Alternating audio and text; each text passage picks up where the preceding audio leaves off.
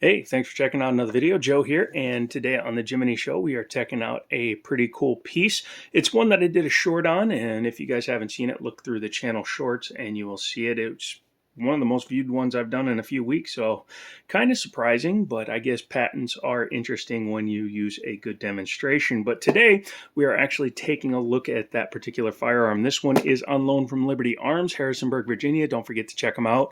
Just Google them. I'm not allowed to list them, put them in the description, anything like that, because of YouTube's rules. But yeah, Harrisonburg, Virginia, just Google them. Liberty Arms, check them out. And this piece is actually pretty interesting because what this is basically a clone of the Springfield XDM lineup. Now, this one's called the BRG9 Elite.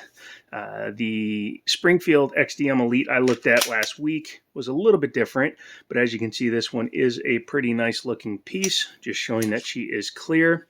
Nothing in it, nothing in it, so we can go ahead and drop the slide. Very nice looking finish on it. Let's just get it right out of the way. Even though it is Buffalo Cartridge Company in Findlay, Ohio.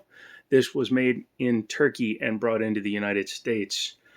That is kind of funny, and then when you look at the serial number, that looks very much like a TSOS design, so I wouldn't be surprised if this is a TSOS manufactured firearm. If somebody knows for sure, let me know down in the comments, but I know TSOS does this super long serial number.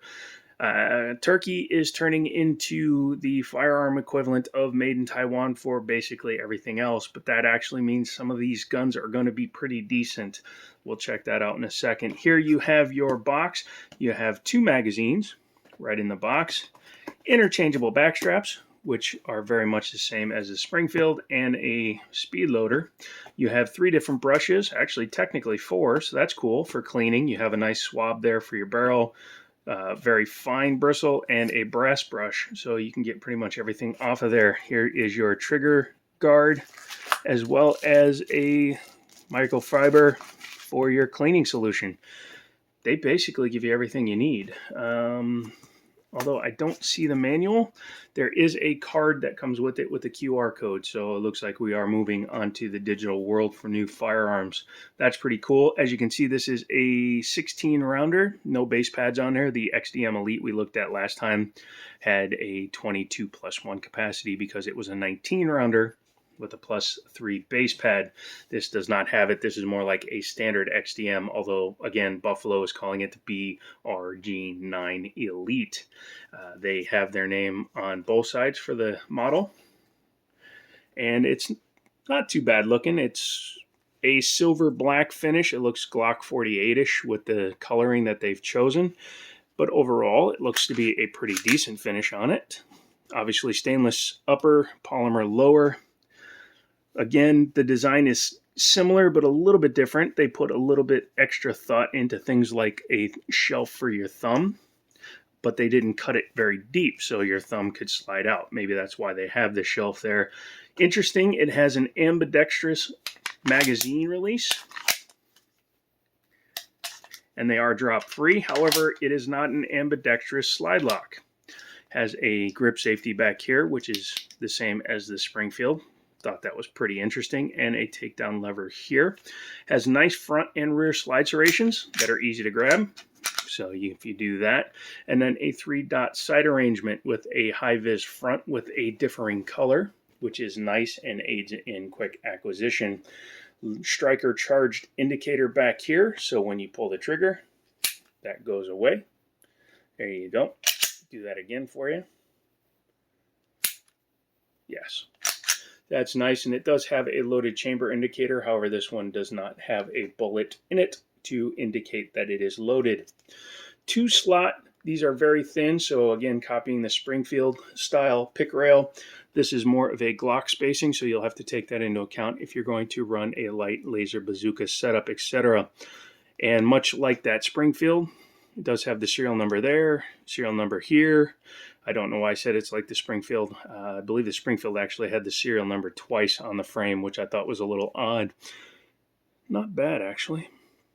You can tell it was manufactured outside of the United States because frame, slide, and barrel are all serialized. very low profile sights. I actually like that. If you're going to try to carry a gun like this, I'm looking at the sight picture off camera, but as you can see, it's not bad.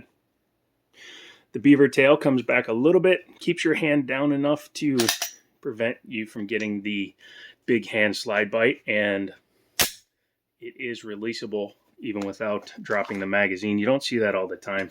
A lot of new guns are very stiff. Flat-ish front on the trigger guard. It actually slants backwards. Good for, double hooking. And underneath here, you have a pretty generous undercut. Has finger grooves, but they're very minimal. Really do nothing. I would get some Talon grips because, as you can see, it is very slick. Needs some texturing put in there for sure. The slide lock slide release is completely flat. Well, not completely. It does stick out a bit, but it's flush looking. It's designed to fit in close, and this looks like it has the medium backstrap on it. But again, no real texturing. That's a down. That's a no. That's a negative. Let's talk about the trigger. Single action, of course, and it has a trigger safety as well as the grip safety on here, so you need to depress that, otherwise the trigger is defeated. Take up when it's charged is not bad. A little bit of junk in there though. You see that little extra movement right there? That's actually spring tension or striker tension. Once you do that, there's your actual wall, and then a little gritty, not the worst. Reset is all the way back out. See, there's your take up again, and next shot is a little over 5.5 pounds. It was 5.8 pounds on my trigger gauge. Not too bad. Let's go ahead and pop her open. To do that, you just go ahead and lock her back. Make sure there's nothing in it. And while it's still back, go ahead and put the takedown lever in the down position. Once you've done that, you can go ahead and do that. Pull your trigger. Here is your guide rod. It is a double spring, much like the the Springfield was. Much bigger base back here, and it fits into a corresponding notch there. It does help align it better, in my opinion. Not too bad looking barrel. Let's see how the rifling looks. It's got micro grooving. Looks like a double rifling in there, which is interesting. Wonder how that actually shoots. If you own one of these, let me know. Overall, inside looks pretty nice. Looks like they put a little bit of a lightning cut up in here. They took a little bit of material out. Drop safety, striker, all that good stuff, and a standard striker plate. Very, very common. There's your roll pin for your extractor. Taking a look at the frame, it is metal inserts. However, they've probably anodized it, I think. They might have Cerakoted it, but it looks anodized. And front and rear both have decent amount of meat for their frame rails. Very standard back here. There's your release for your striker. Here's your slide lock, and there's your trigger bar on that side. That's why it doesn't have an ambi, because the trigger bar actually takes up the space that the ambi would have been in. Overall, not bad construction. Let's go ahead and put her back together.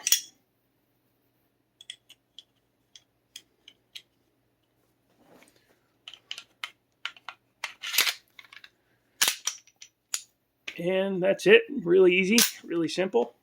Make sure that she works. Not bad.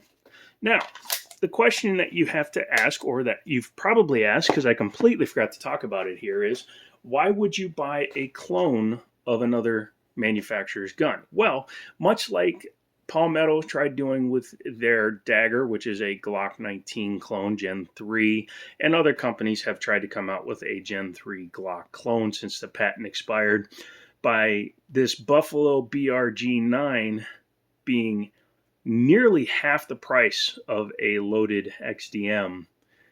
There's your benefit. If you wanted a Springfield XDM, but you don't want to spend the money, or if you're looking for a beginner pistol full size that has an extra safety, because some folks don't like trusting just a trigger safety, so having two safeties sometimes can help. Because as you can see, unless you have both depressed, it won't work.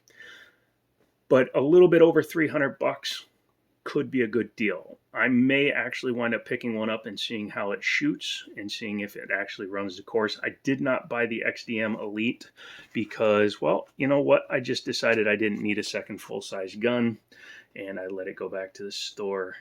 And I believe it already sold, but you'd have to double check. Liberty Arms, Harrisonburg, Virginia. Give them a call. Tell them, hey, I saw another one of those Firearm Arms, and I wanted to check it out. And you'll help the channel grow by doing that. So do that. Come back for another video. Like, comment, subscribe. You'll also notice I've been putting up a short on every day when there isn't an actual video release. I'll continue to do that because it keeps you guys engaged. So yeah, all in all, thank you guys for checking out this video. Come back for the next one. And as always, I'll talk to you later.